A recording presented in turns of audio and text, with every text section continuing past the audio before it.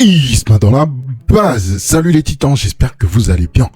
On se retrouve aujourd'hui pour le briefing du jour. J'ai 3 updates hyper intéressants à partager avec vous. Avant de commencer, quelques petites informations. Première information, Sergey Danilov vient de confirmer qu'il a obtenu son visa pour les États-Unis en vue de sa participation pour Monsieur Olympia 2026. Donc, très bonne nouvelle les gars, on verra bien Sergey Danilov sur scène et les questions de visa ne l'empêcheront pas de participer à la compétition. Deuxième information du jour, ce week-end on aura plusieurs compétitions dont notamment l'Ampro Classic Spain dont on parlera dans un petit moment. Mais en plus de cette compétition, on aura également le Beijing Pro en Chine.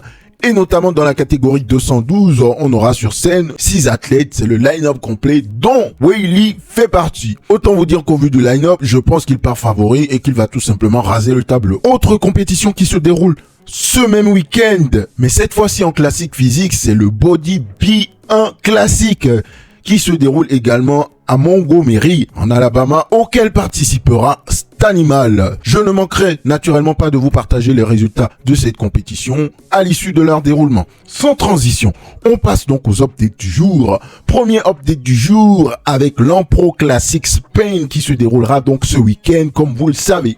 Le line-up a finalement été divulgué.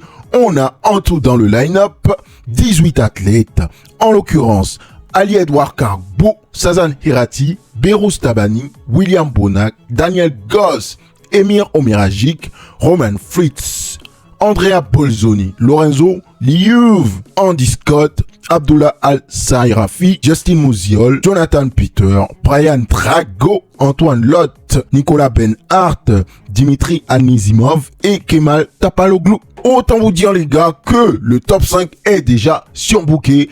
Et en ce qui me concerne, je pense que le top 5 se trouve sur la première ligne, les gars. Il sera composé de Ali Edouard Carbo, Sazan Hirachi, William Bonac, Berous Tabani et Daniel Goss. Ensuite, éventuellement, pour la 6e et la 7e place, vous aurez Roman Fritz et Emir Omeragic. Pour la victoire, les gars, moi, personnellement, j'ai Berous Tabani pour la victoire, les gars. Berous Tabani face notamment à William Bonac dans le top 2. Je pense que ça sera notre top 2 les gars parce que ce sont les Olympiens les mieux classés du line-up et au vu de leur performance au cours des récents mois, autant vous dire que je vois très mal Ali Edouard, Sazan Hirati ou encore Daniel Goss battre ces deux-là. Donc on aura très probablement un duel entre Berous Tabani et William Bonac et je pense que Berous Tabani est l'homme à battre ici, William Bonac étant son challenger.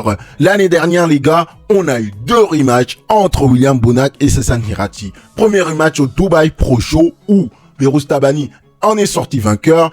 Deuxième rematch à Monsieur Olympia 2025 où William Bonac a fini devant Berous Tabani, mais il faut préciser que Berous Tabani avait quelques problèmes de santé à Monsieur Olympia, ce qui l'a empêché de ramener le top de sa forme sur scène. Mon avis personnel les gars, Berous Tabani par favori.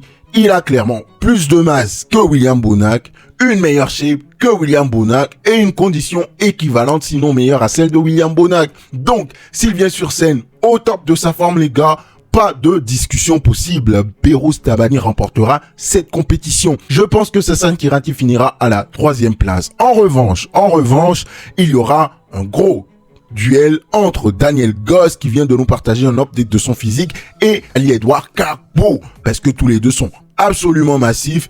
Au niveau de la shape, Daniel Goss semble un petit peu meilleur que Ali Edouard en termes de shape, même si Ali Edouard est un monstre de la masse. Donc le top 5 sera composé de ces 5 athlètes, je pense, et il peut y avoir un switch entre les 4 autres athlètes, à l'exception de Berous Tabani. S'il vient au top de sa forme, je pense que sa victoire est presque sans débat possible.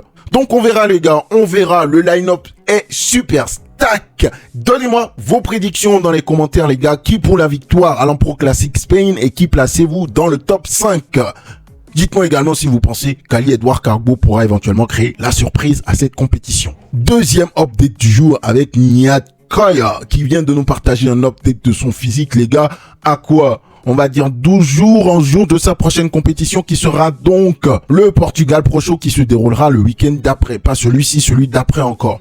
Autant vous dire que par rapport à l'année dernière, les gars, sérieusement, il a fait de super progrès. Là, il est prêt pour monter sur scène, les gars. S'il voulait monter sur scène ce week-end, il aurait pu là. Il pourrait le faire. Il attaquerait la Peak Week demain, qu'il sera prêt pour la compétition. Je ne sais pas pourquoi d'ailleurs, il a décidé de ne pas participer à cette compétition, les gars, parce que je trouve qu'il est dans une forme phénoménale. Il est plus massif, plus rond et plus sec. Comme vous le savez, au Portugal Pro Show, il sera donc contre deux monstres dont on a déjà parlé hier, à savoir Madelman et Angel Calderone.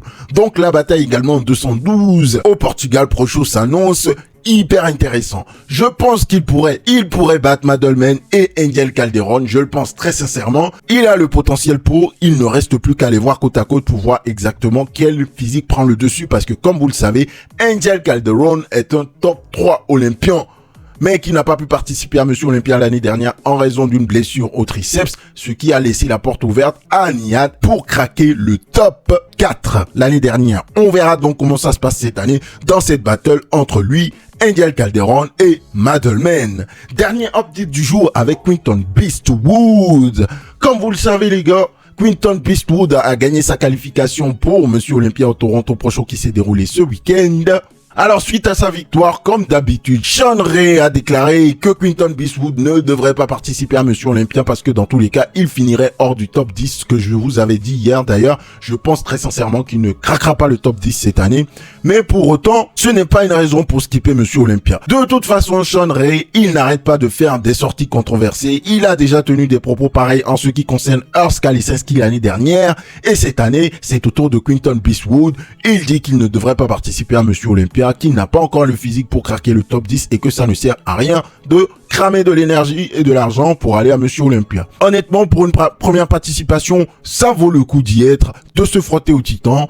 Et en plus, Quinton a galéré à gagner cette qualification. Le moins qu'il puisse faire, c'est d'aller quand même à Monsieur Olympia pour se frotter à la crème de la crème et se comparer au moins aux autres et voir à peu près où il se situe. De toute façon, Quinton Beastwood a mis fin aux spéculations. Il a, dans sa story, déclaré clairement aujourd'hui qu'il participera à Monsieur Olympia en répondant donc directement à Sean Ray, histoire de clore le débat. Donc, Quinton Beastwood ne zappera pas Monsieur Olympia 2026. Il sera bien sur scène pour se frotter au titan. Dites-moi ce que vous en pensez de cette prise de position de Sean Ray et de Quinton Beastwood qui lui répond également. Ce sera tout pour le briefing du jour. Un like, un abonnement, un commentaire, ça me fait plaisir et ça me motive à continuer. On se retrouve donc demain pour un nouveau briefing. D'ici là, hydratez-vous et restez anaboliques.